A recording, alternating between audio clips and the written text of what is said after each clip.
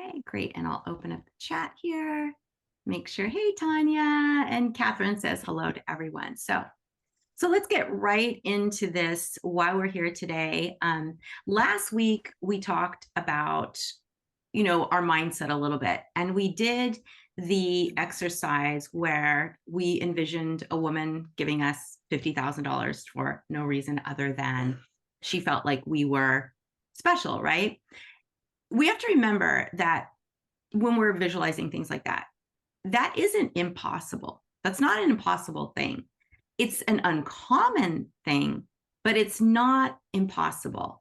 So when you're visualizing things for yourself, really watch that negative self-talk that says, that'll never happen. That'll never happen. Because that's not true. Anything could happen, right? I mean, we carry around a computer in our pocket. Who would have thought that was possible 20 years ago? So always remind yourself that things that you want to happen, things that you desire, it's not impossible. It might be uncommon. So when we go into a shelter, what we're asking is not impossible. It's not impossible for them to incorporate it, but it might not be common. So if we can get into our mindset right away and remind ourselves, nothing is impossible. I think Audrey Hepburn said, impossible means I'm possible, right? So I love that because we can just remind ourselves, I'm possible. Nothing is impossible. So when we're going to present to a shelter, we need to kind of go back to that goal setting workbook that I gave you at the beginning of the year and really look at that, because that goal setting workbook, yes, it's for goals, but it's also for any decision, anything you're going to do in your life. You have to get your intent nailed down and your why. So before you even think about presenting to a shelter, you have to ask yourself that really important question: why? What is my intent of going to the shelter? What am I hoping to achieve by going to the shelter? Right? So let's say you want to go to your shelter because you want to support them in the work that they're doing, and you know that Animal Reiki could be a great support system, right? Okay, that's a great why. But you have to go deeper than that why. That's a very shallow why. Well, so why do you want to offer Animal Reiki to this particular shelter? Well, maybe they do really good work. You followed them for a long time. You love their ethos, whatever that is, right? And you want to help support them. And then, well, why do you want to help support them? Well, because I love animals and they're doing great work, and I know that they're struggling and they need more. And I know that Animal Reiki, just really dig further and further and further into your why, because by doing that, it helps you start to be really strong and comfortable in why you're presenting. And that'll also help you when you do present. So if you have a really strong why, I want to go to the shelter because, one, I believe in the work that you're doing. I believe in Animal Reiki. I know it can support you. I know that it's really simple to incorporate and it's not going to take a lot of time and energy. I know that the animals could benefit from this because X, Y, and Z. But most of all, I want to bring something that's going to help the caregivers and the animals, that's really passive, is not going to cost anything, and could make a huge difference, right? So you want to get your why down to the core where you are giving something to them. And there's magic in that. Because if your why is, I really want to give you something, then you kind of take yourself out of that, well, I need to hear a yes, right? Because now it's not like, hey, I'm offering something and it's really great and I really need you to accept this. That's a different energy than, I'm bringing something to you because in my heart, I know it could help you and I want to help you, right? You're coming from a place of service, as opposed to, and I've seen this a lot, we get people who want to present to shelters. They're like, and I was guilty of this way back when as well, is that, oh, I have something great and I really want you to say yes to this. I'm offering something, but I need your yes, right? So I'm asking them for something right away from me to make me feel better, but it's not about me. It's about them. And when you shift that energy, you'd be shocked at how much more open people are to you, because you're not asking something of them. Hey, I need you to create space for me to offer this to you. And, I want you to accept me and I want you to make special, accommodations for me, blah, blah, blah, blah, blah. No, you're going to get a no.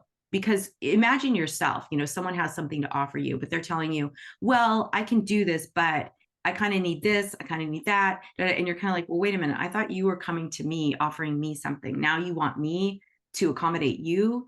that energy completely shifts. So when we're doing our presentation, really get into that mindset, into that heart space that you're offering something. And you're offering something that you feel will help them.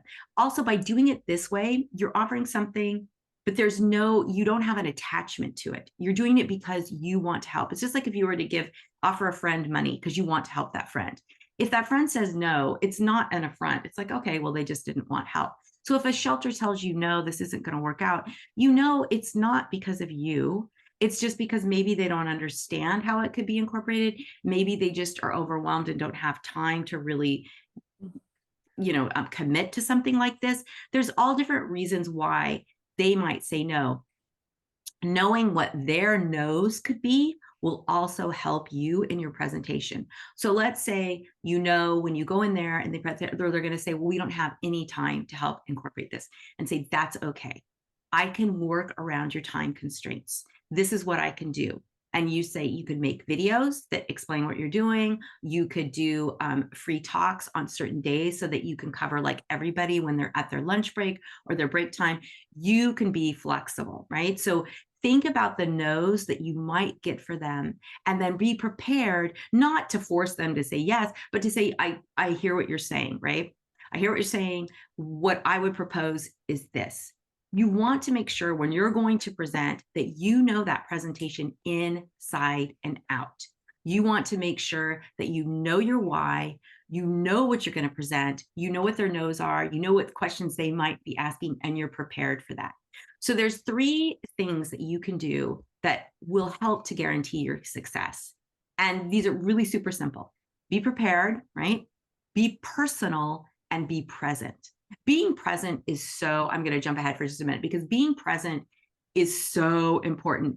How many of us, when you're talking to someone and you're trying to, share something, you're not really listening to what they're saying because you're so worried about what you're going to say next, because you're so worried that you want to get it all out. You want to make sure that they understand everything. So you're not really listening. And so I really encourage you to practice the art of listening, to stop, listen to what they say, listen to their objection. So let's say the shelter says, well, we just don't really have the time. And you can say, I understand what you're saying about time. I understand you're completely overwhelmed. I'm so grateful that you're giving me this time right now, because I understand and can appreciate how busy you are, right? So we want to acknowledge it. We want to let them know we hear them and that we understand. So right away, we're telling them, yes, I get it. What you're saying is not unreasonable, but I'm also prepared for that, right? And then you can go into, I understand your lack of time. Here is what I can suggest. I can't tell you what to say in that place because every shelter is going to be different. Maybe you're going to go to somewhere like, the Humane Society Silicon Valley is huge. So they don't have that time constraints as much as a smaller shelter like the ones that Kelly goes to, or Judy goes to, or Beth, that they're very small. They only have a limited, pool of resources that they can pull from. And maybe they're low on volunteers, maybe they're low on staff. So for them, it's going to take a little more finessing when you go in and present. So let's go back to the beginning. So be prepared, right? As I said, make sure your intent, you've got to start with yourself first. And this is where our animal Reiki practice comes in so handy, because in our animal Reiki practice, before we go and sit with an animal, what do we have to do? We have to center ourselves. We have to let go of anger. We have to let go of worry. We have to be humble. We have to be compassionate, right? So it's the same thing for anything you do in life. If you're going to go do a presentation, or even if you're preparing for your presentation, right? Center yourself. Let go of your anger. Let go of your worry. Let go of any kind of frustration or anxieties you have around this. Know that all is well. And now become humble. I'm offering something, and it doesn't matter to me if I get a yes or no, because I know what I'm offering is going to be accepted by the right person, by the right organization, right? Because not every organization is right for you, and that's okay. So make sure you're doing your due diligence when you pick a shelter. Make sure it's one that you believe in. Make sure it's one that you want to work with. And then once you get prepared, now you can prepare your presentation. And I'm going to show you what I've already prepared that you can give to the shelters. But when you're going to do your presentation, it might be just a verbal presentation. So you're just going to want to have your notes for that. It might be a PowerPoint presentation. A lot of times those are more time consuming. You have to have more setup for that. So I don't always encourage people do a PowerPoint presentation, because for a lot of the smaller shelters, they're really not going to have the accommodations. And right away you're saying, oh, I need this kind of accommodation. That's probably not going to work. But if you can print out some materials for them and have them, and that way you can say, if you look at this, then we can talk about this, whatever that is. But we want to make sure that you're preparing yourself and you're thinking about all the things that could go right and wrong during that presentation. Something that I always like to do in anything, we talked about this with your own business, is imagine your presentation goes exceptionally well. Everybody is so excited. They want to accept it. Oh my gosh. Imagine, what did you do to get that kind of response? Really think backwards. What did I do? What did I say? What did I present that encouraged them to say, yes, 100% we're in? And then imagine a failure. Imagine they said no. And they were like, absolutely not. This is not right for us. So imagine that outcome and then backtrack it and go, what would I have said to get a no? When you do that, your mind switches. It really helps your brain think differently, because we're used to going, oh, I'm going to be a success. And your brain goes like this. But when we say, okay, what happened? What did I do to make this fail? That makes your brain go, what? Okay, we got to think about this differently. Now, certain things are going to start to come to you. You're going to look at your presentation differently. You're going to look at it with a more critical eye and say, maybe my presentation is too long. Maybe my presentation doesn't really hit home the fact that this is a very passive program. Maybe they felt like I was going to be too intrusive. Whatever that is, go back and look at your presentation with a very critical eye, as if you were going to say no to yourself. And that will really help you to hone in on your material and what you're going to be presenting. The next thing is, you want to make sure you're personable, right? Be personable. Let your beautiful personality shine. Again, when we're going to do our presentation, got to do our animal Reiki practice, got to go through the precepts. And I really hope, side note, really hope you all will join the 21-day meditation that Kathleen is doing. We've been sending the links out in our emails, but I'm so excited for this 21-day meditation, because I do the precepts daily, but this is going to be really fun because there's an animal for each day. And I know, the animals give so much to us. So this is something that you can do the 21-day in preparation for any presentation you're going to get. And by the end of the 21 days, you're going to deeply understand how to let go of anger, how to let go of worry, how to be humble, how to be compassionate, how to be honest. And that is going to do wonders for your presentation. So now when you go in, you can be personable. You can let your beautiful light shine and know that you have this unique, loving light. That is what the animals see.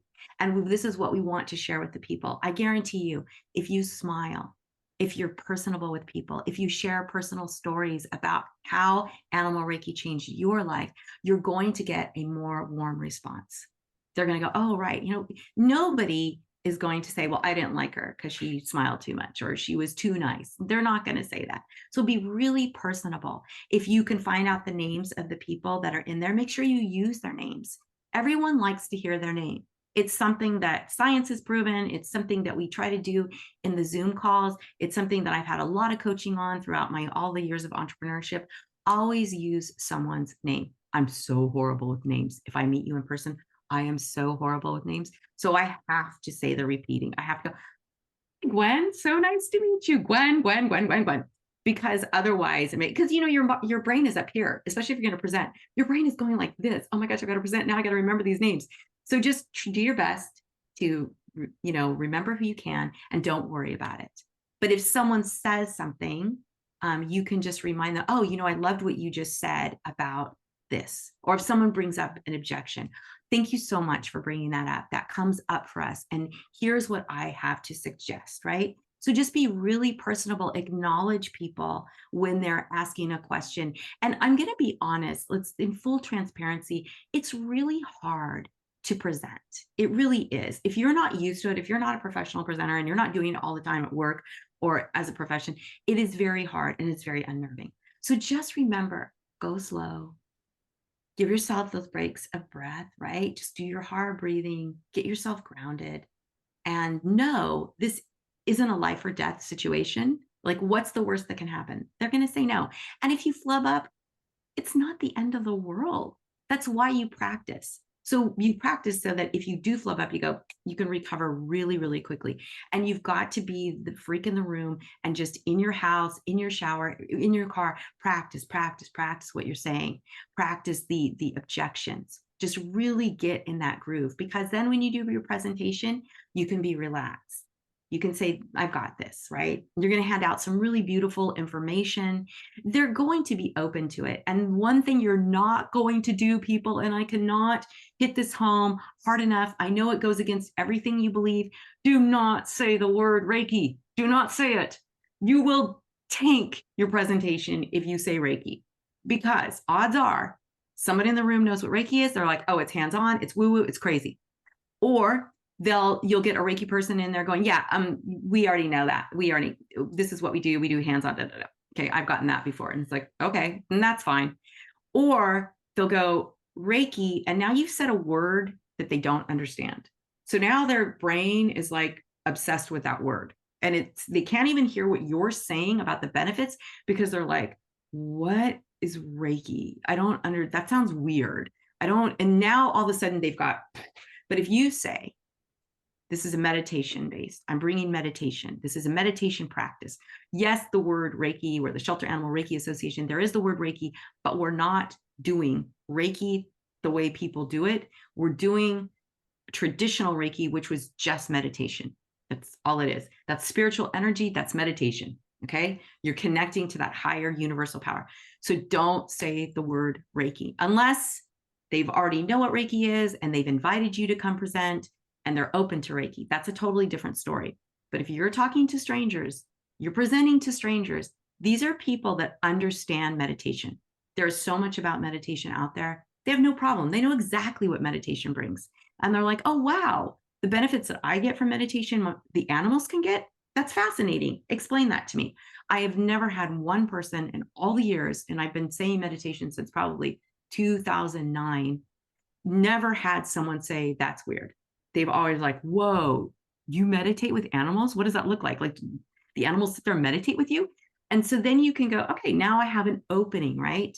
Now I can explain easily what I do without having all of that, like, ugh, okay, now I got to explain what Reiki is. And I'm telling you right now, people, when students and when people, and Sarah, are people who ask me, oh, I want to bring Animal Reiki, but the shelter is totally against it. Or I tried to offer Reiki to this person's dog, but they were totally against it.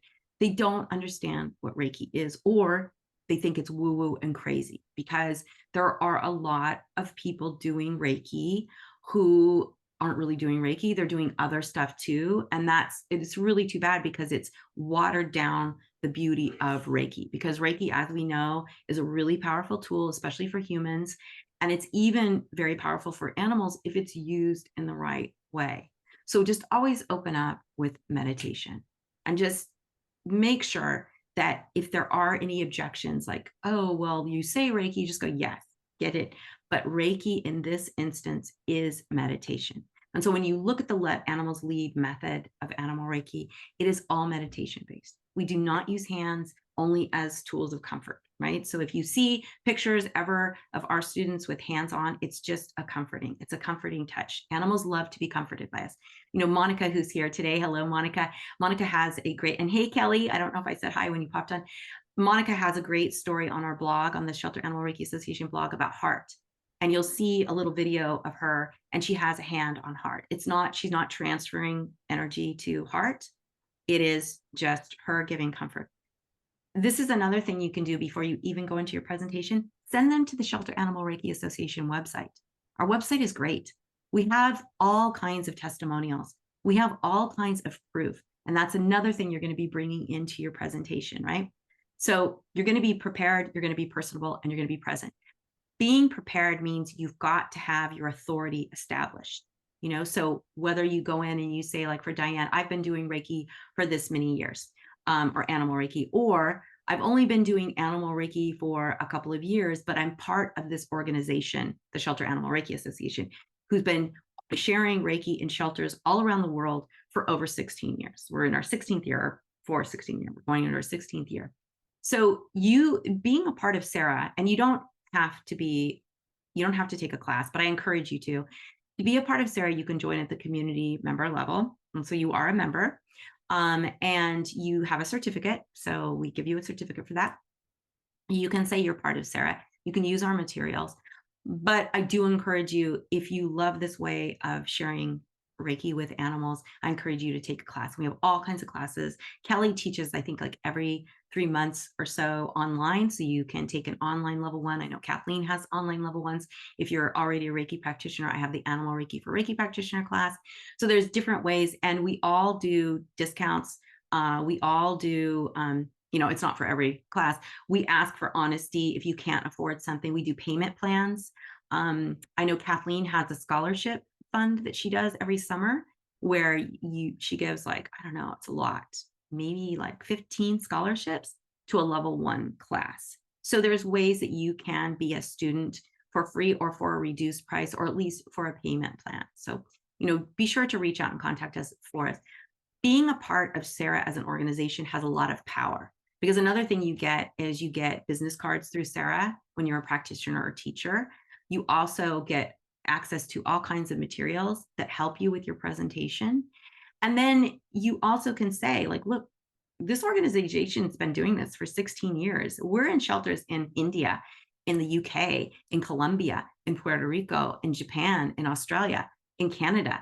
We're everywhere. So there's different, there's not different, there's impact when you say you're part of this organization. So I'm going to show you this thing that I created, and I'll show you how this presentation that I did, well, it's not a presentation, it's a pamphlet, kind of walks you through exactly what you would be doing when you would present to a shelter. It's got everything that I'm talking about here. I mean, obviously, being present, that's just something you're going to have to do. But yeah, and then Erica says, great point about using the word meditation instead of Reiki. It's just, Erica, I'm telling you right now, it will open doors. Meditation will open doors. And remember, that is what we're doing. I know there's a lot of pushback sometimes, but I'm doing Reiki. This is Animal Reiki. Yes, you are doing Reiki, but you're doing a meditative practice. And in the Let Animals Lead, we use chanting. That's not Reiki.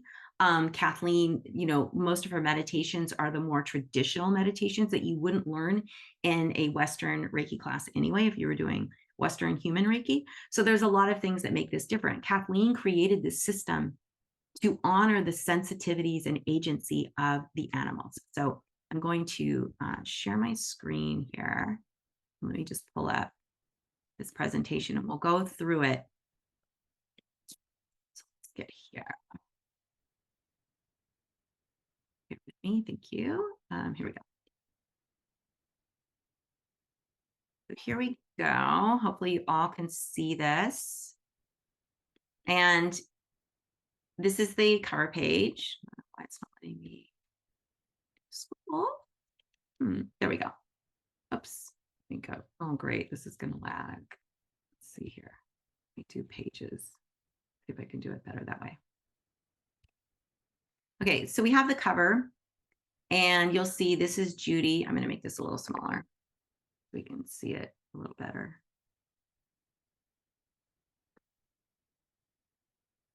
There we go. This is Judy, who's here today, and it's her cat. And I think this is a beautiful picture because it shows Judy meditating and the cat responding to her, right? Cat's coming up, very passive. So right away, we're showing we're not doing hands-on. Judy's hands are on her knees. I just love this picture so much because it perfectly says what we're doing here. We are very passive. We sit in the middle of the room. We're not chasing them. And here the cat comes up. And then there's this introduction for me, just saying, hey, we're the Shelter Animal Reiki Association, and we have been doing this for a long time, and we know that this is going to help you, right? So there's my letter. And then I explain who the Shelter Animal Reiki Association is. And I just talk about, we're a community of individuals. We believe in the power of meditation to help support animals. So right there, it's like, here is our proof, right? Here is our authority. We are the Shelter Animal Reiki Association. We've been doing this for a very long time with great success.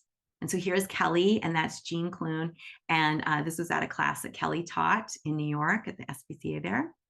And again, showing like, hey, we teach classes. Here's people who just graduated, and we work with shelters. So again, we're showing right here, this is proof. We can teach classes at the shelter. These are shelter staff, volunteers. I think volunteers. I don't know if Kelly wants to unmute and say if those were staff or volunteers. So again, we're talking about that. Now we're introducing the system.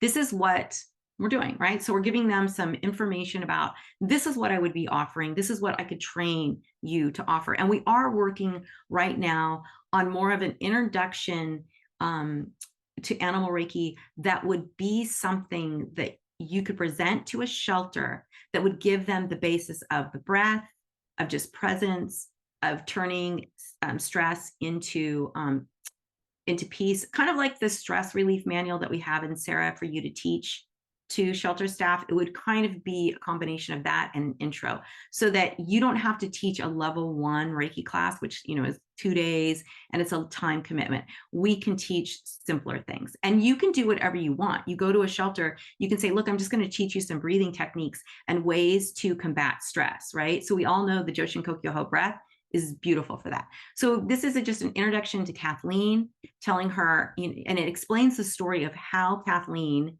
created this for animal sensitivities and how she worked with shelter animals.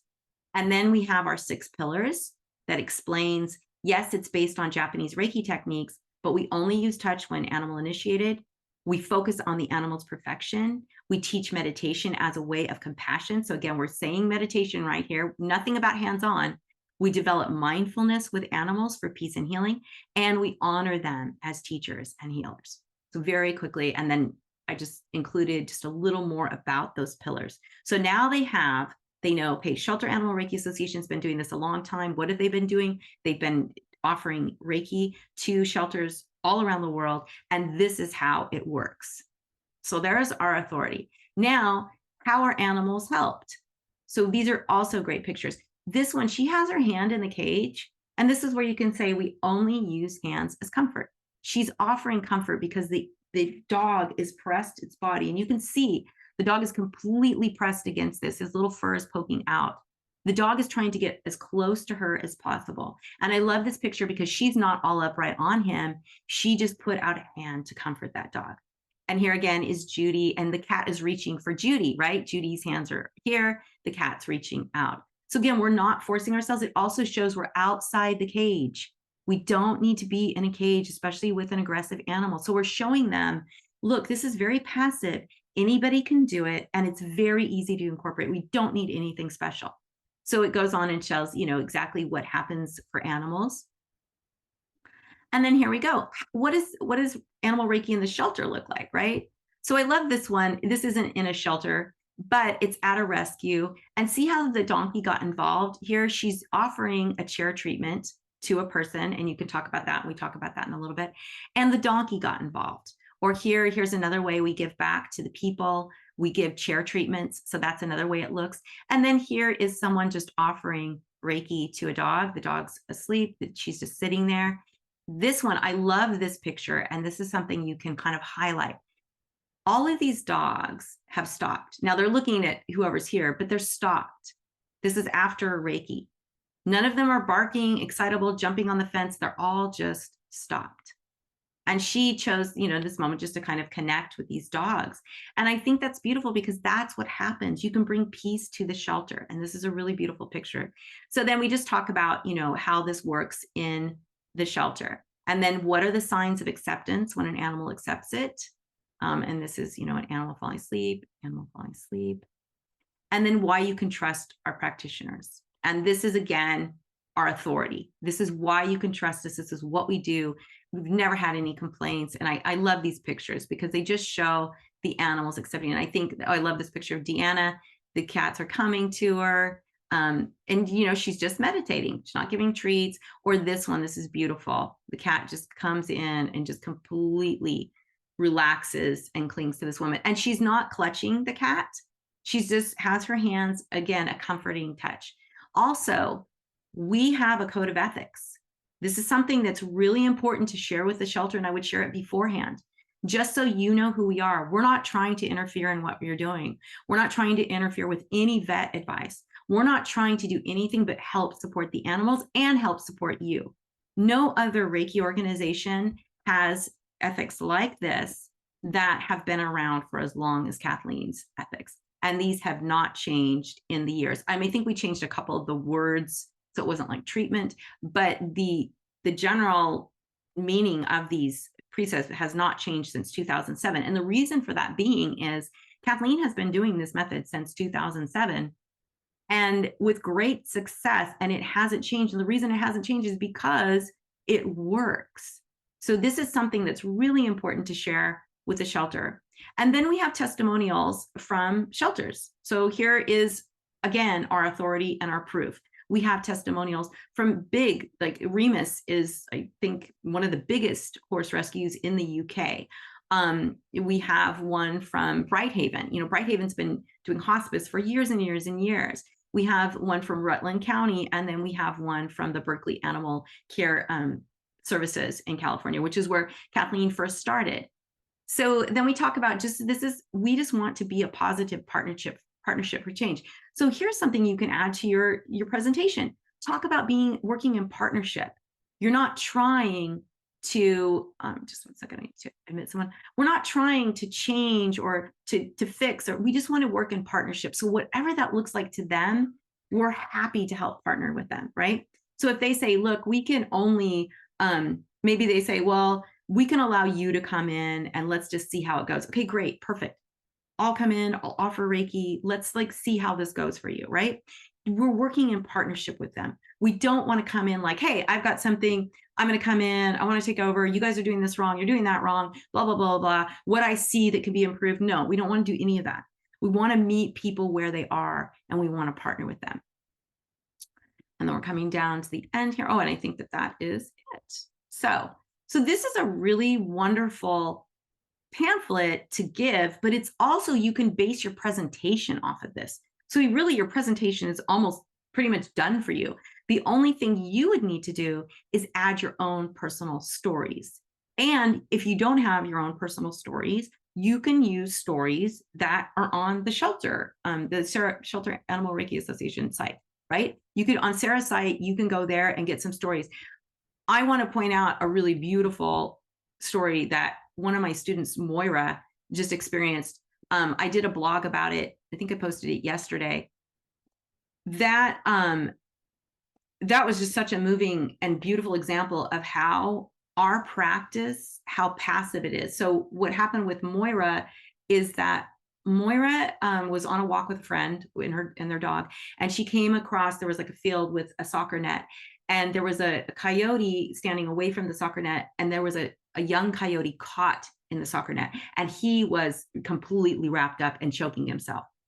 And so luckily the friend had a knife, and Moira went and she cut the lines and untangled the coyote. But what was so beautiful about that is that she was doing her breath, right? Her Joshin Kokyo breath. And for those of you who don't know, that's just breathing into your belly and then slowly releasing out your mouth so that your body is completely calm.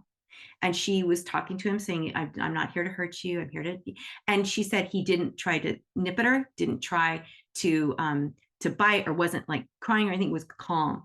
And the mom was calm. So she figured that was the mother. And then once she untangled him, he ran off and everything was well. You couldn't do that. You would not have the same response if you were beaming Reiki, or if you're like, I need to touch you, or if you're like, I'm going to and cover you with an energy. That is intrusive. So not only is the coyote in the net, now the coyote is trapped and your energy is imposing upon him.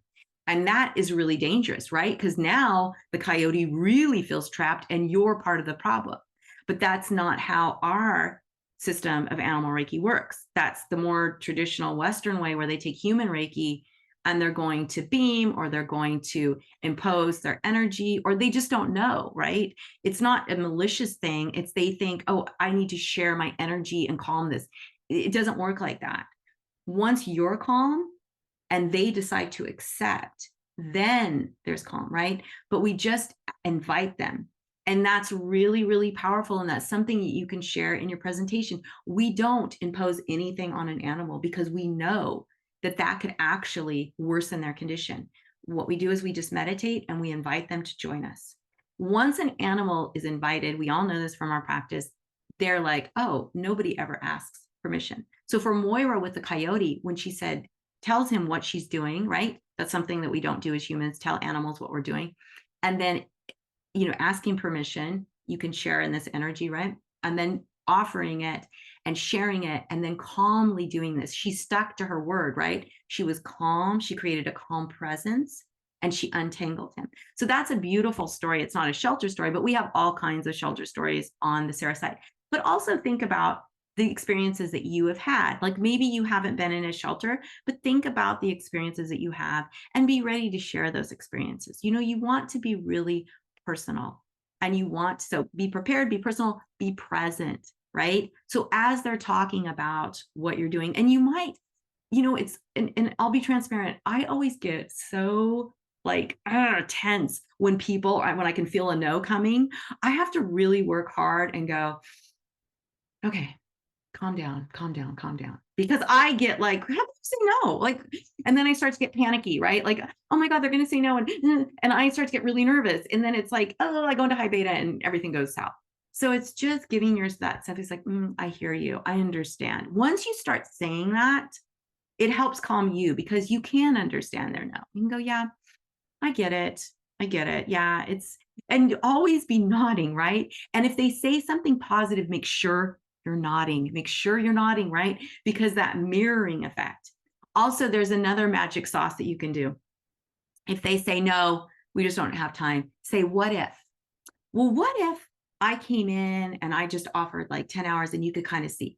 What if on your next, volunteer orientation, I just talked a little bit about meditation. What if, say, what if?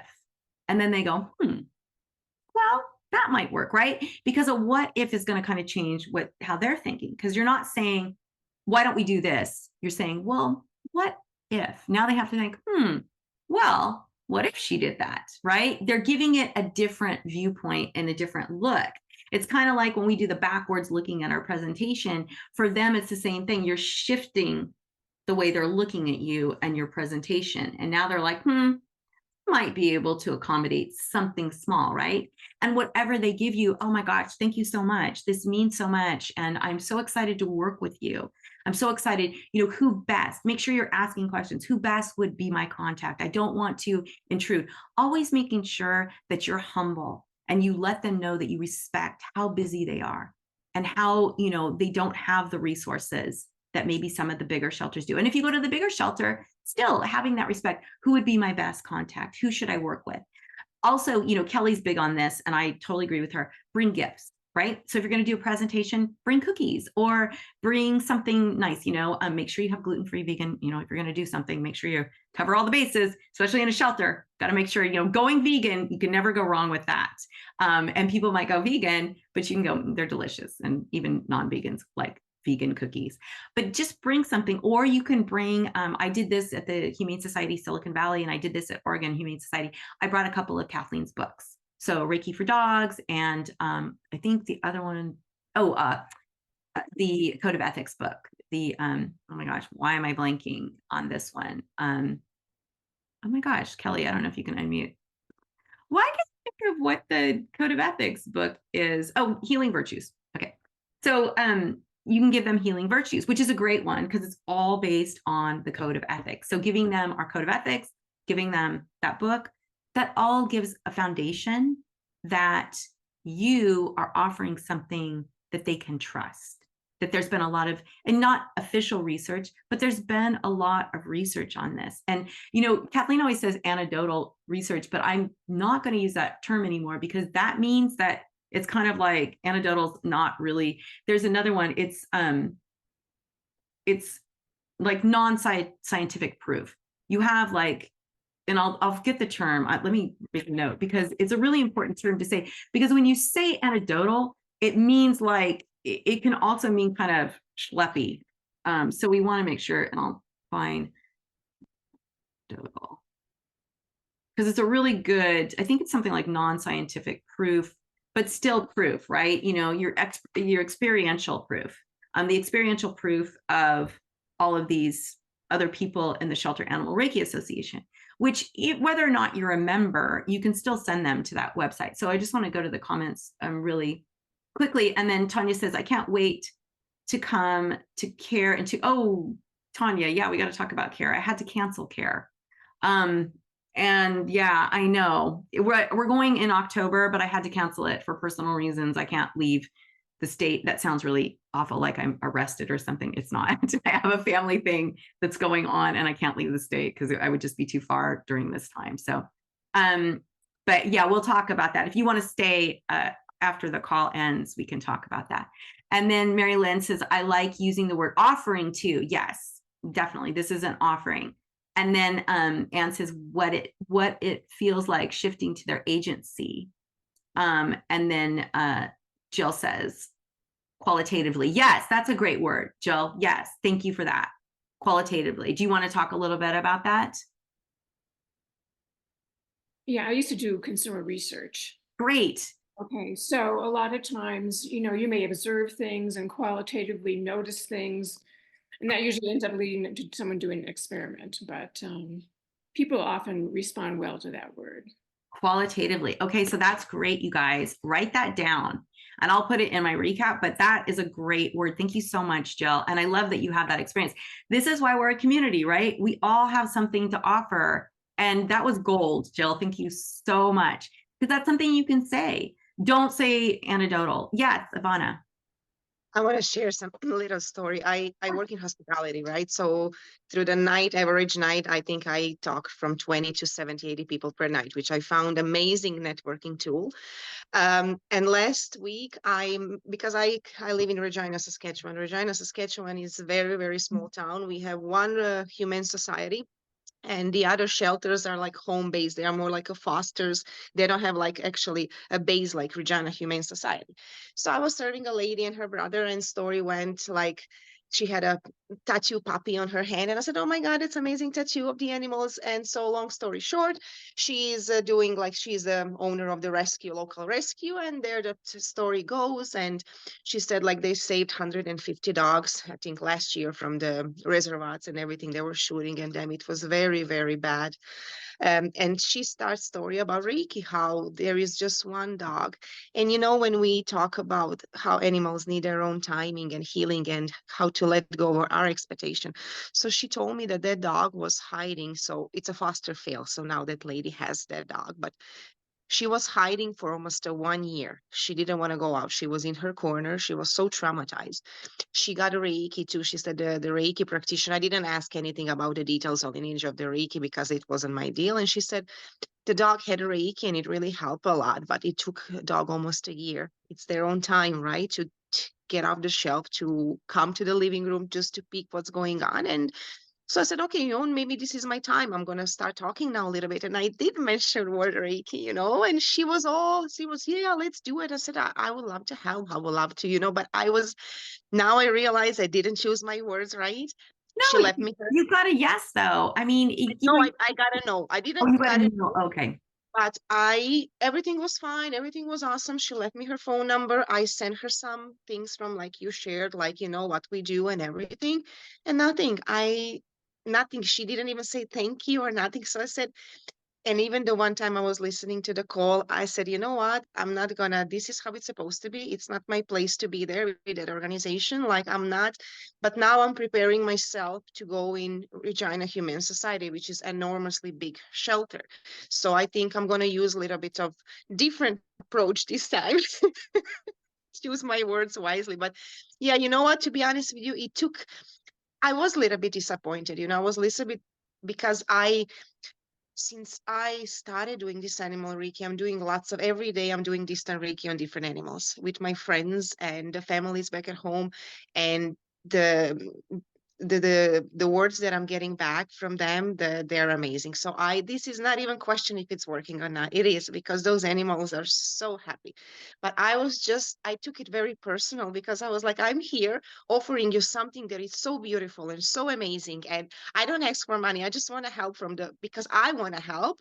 And you don't even have a chance to say, okay, you know what? Thank you for your message. Here, Ivana, I'm so glad you said this, because your intent was, I have something, this is really good. You need to say yes because it's going to make you feel better, right? To get that yes. It wasn't, like we have to get out of our ego. We have to say, it doesn't matter if they say yes or no.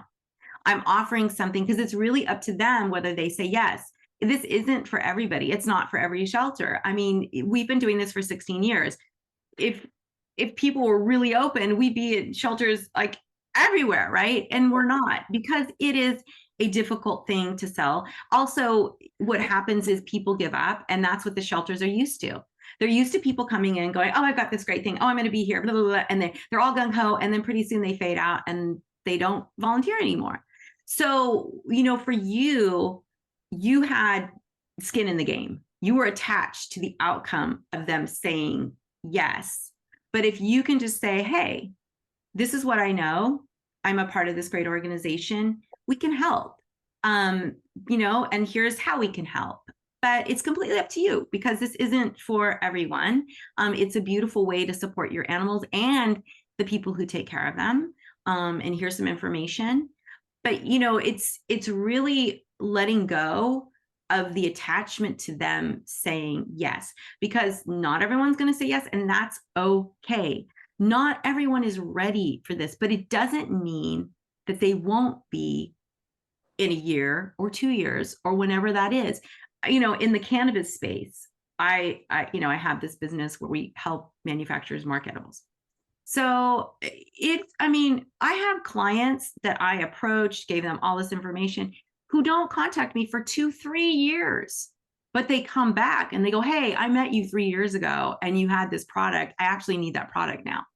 So, you can't, going and making a good impression is so important, because you don't know what will happen in the future.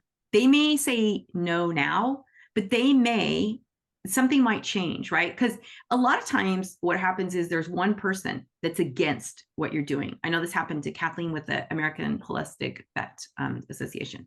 So there's one person who doesn't believe in Reiki or believe in what you're doing, and they will thwart anything coming through. But there might be a time when they leave. And now somebody else who was there is going to go, you know what? There was a woman that came in. Let's see if her contact information is still valid, right? So a no isn't always a no. A no Hey, could Leah, let me say something. I think that's akin to saying giving the shelter's agency by the word offering is what I meant to God. say in the Yes. comments, Yes. right?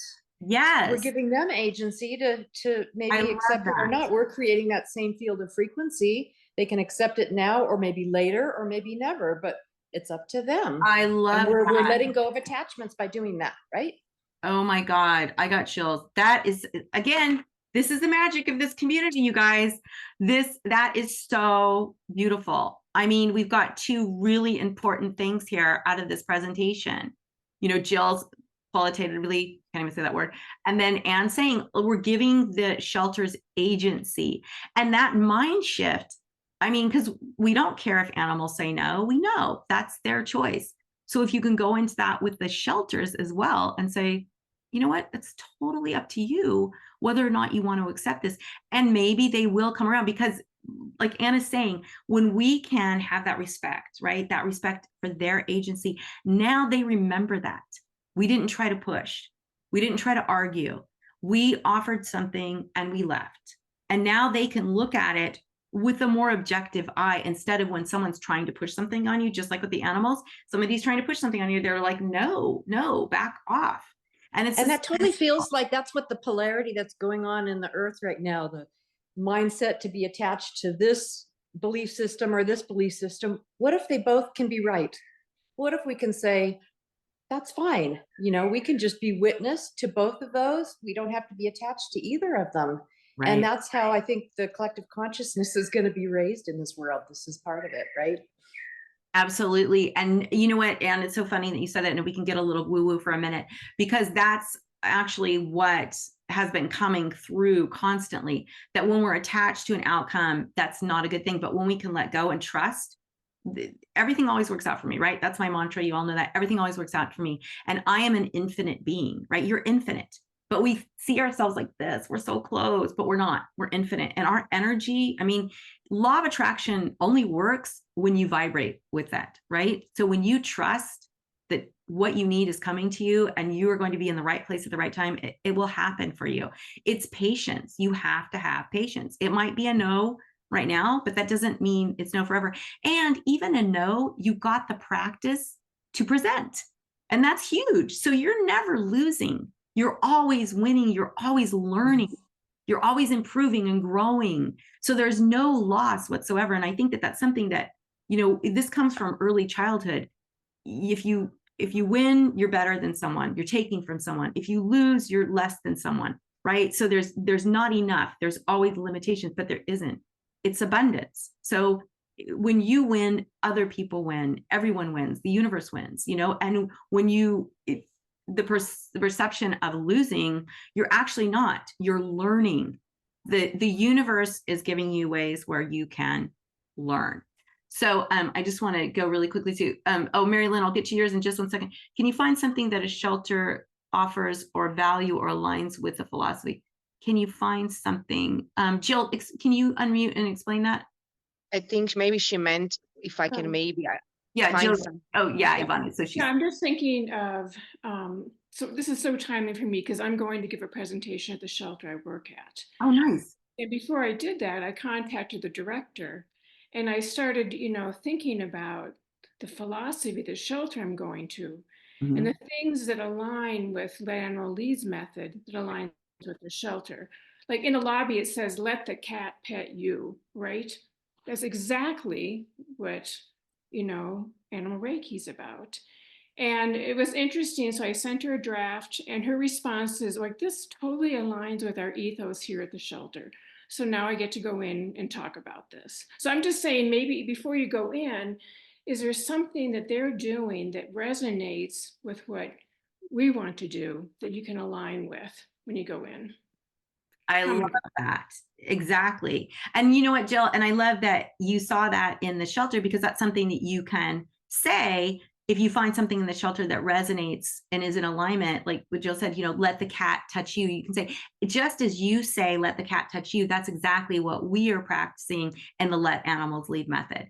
And you would be surprised because with fear-free, and I think that the race, which is what the vets have to do, the race credits, they're all teaching classes that teach let the animal choose. So we are on the forefront of something huge. Already vets and shelters are already trying to incorporate ways of making their animals more comfortable. So, this is the time for us to step forward and show, hey, we can actually help, enhance what you're doing. I love that. Thank you so much, Jill. I love this talk, you guys. We're getting so much out of this, and I hope you all are getting as much as I'm getting. And it's why I just have to have so much gratitude for you and this community because we're all learning and growing together. It's not like just because I've been doing this since 2007 doesn't mean that I have all the answers. I don't. And you can tell it's like, oh, we're getting all of these just golden nuggets that are going to help us all when we go out and present to shelters. And so, Mary Lynn says, you're presenting to your town library in April about Animal Reiki. Would you recommend passing out the Sarah pamphlet? Well, is it just a community?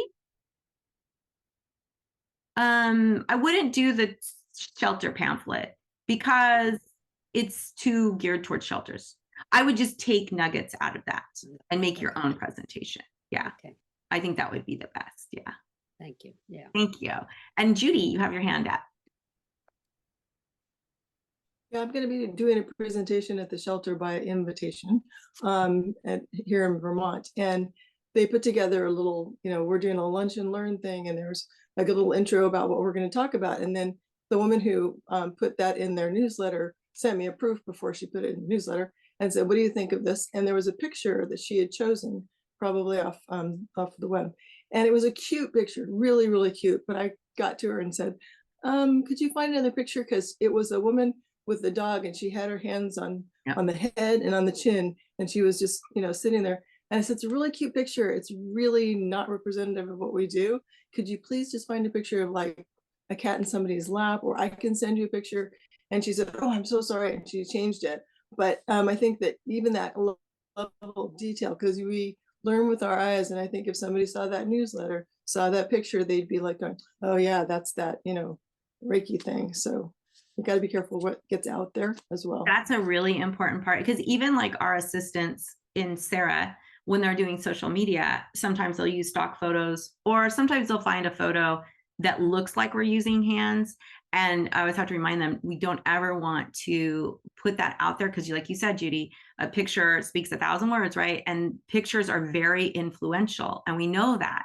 So really being mindful, if you are going to include some pictures, which is why I chose that picture of you, Judy, for the front of that shelter presentation, because it really beautifully explains what we do. And when I was looking for all the pictures to include in that presentation, there were a lot I couldn't use, because I know what the people are doing. I know what their intent is. I know what's happening. But if someone were to see it, they would think that we're doing hands on, and we never want to make it look like that. So yeah, that's a really important tip, that make sure the pictures that you choose, like Mary Lynn, you're going to do your presentation, make sure you choose pictures that show that the people are sitting back. So again, that's where that presentation packet might come in handy. You can always take out sections. You don't have to do the whole presentation packet if you wanted. Also, you can get pictures off the Shelter Animal Reiki Association site. We have all kinds of pictures on there. So just really thinking about what you want your takeaway to be from your presentation. Oh my gosh, how can it be 11:30, you guys? It goes so fast.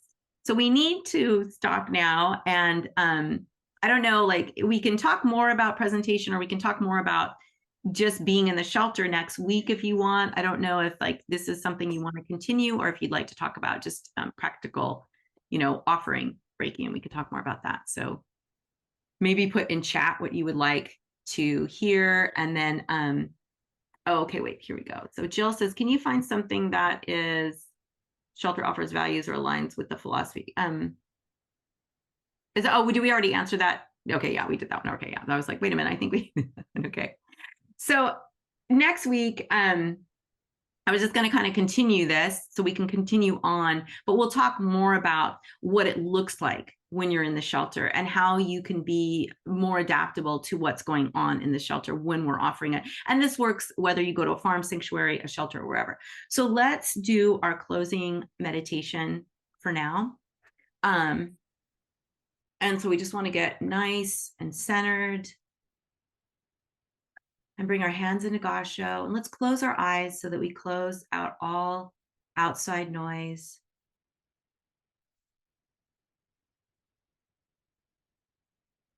Can you guys hear can you hear my sister? You can? Oh, you can't? Okay, good. She's like, okay, so we'll go into Gasho, close our eyes. And let's just focus on cleansing breaths, just like 3 cleansing breaths, breathing deep into our belly. Expand your belly, and on the out breath, release. And just a couple more like that. And when you release your breath, release all tension in your body. And now I'd like you to set your intention that you're open to receive whatever it is that you need most at this moment in time. And let us set our intention that we dedicate this meditation to all sentient beings. Whenever you're ready, you can bring your hands face up or face down on your lap. And normally we breathe into our belly, but we're going to be breathing into our heart. So bring your breath into your heart space. Feel your heart expand. And on the out breath, envision beautiful feeling of love seeping out your heart area and into the space around you. Just focusing on love and joy, everything that is pure and good at your heart, breathing into it and expanding it. And then the out breath, sharing that energy out into the space around you. Breathing in love and breathing out love.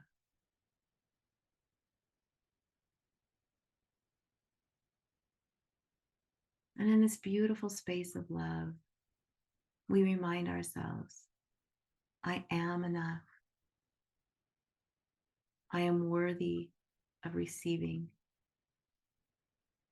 I am worthy of a life of ease. I am worthy of abundance.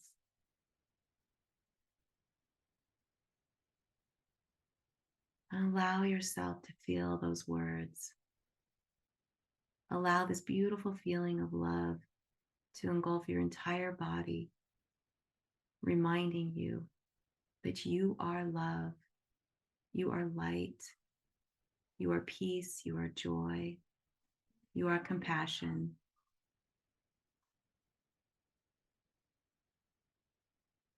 And as we breathe in and out this beautiful feeling of love,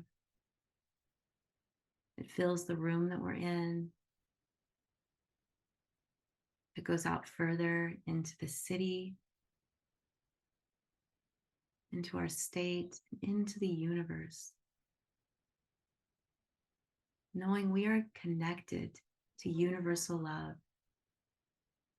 And by focusing on our breath and the feeling of love, we not only elevate ourselves, but we elevate the consciousness of all beings and of our earth and of our universe. Just allow yourself to feel a beautiful sensation of love and peace.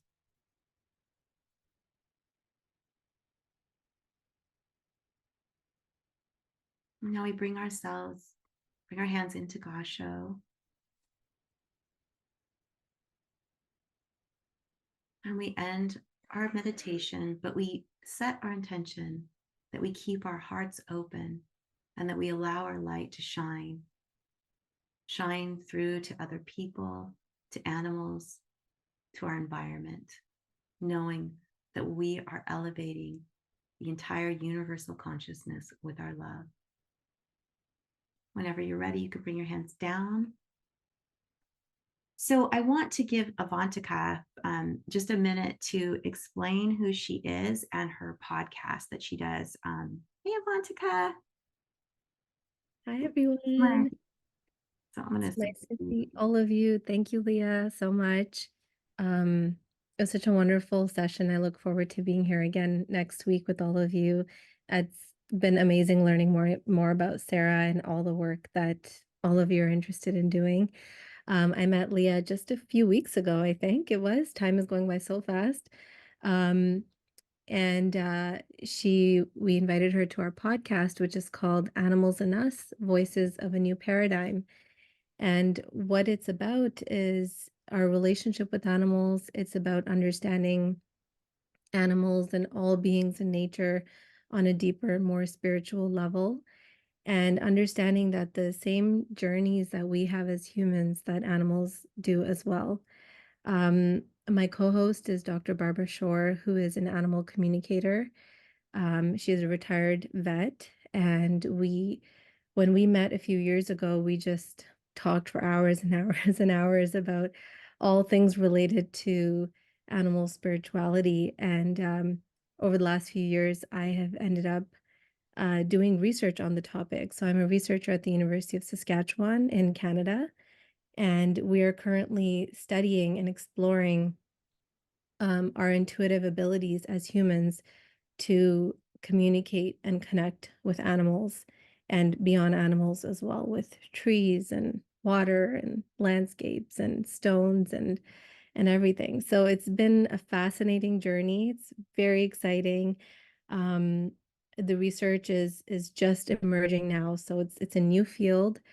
And we had a symposium. We've had 2 international symposiums so far, bringing people together from all over the world to talk about this, to learn about it, to share our experiences, bringing together scholars, bringing together animal communicators, Indigenous knowledge keepers, community members, people who work with animals, so people who work in shelters, vets, all coming together to talk about our intuitive capacities to communicate with animals. So when we met Leah, we just knew that there was so much to discuss here and talk about. So I'm so happy to be here in this space with all of you.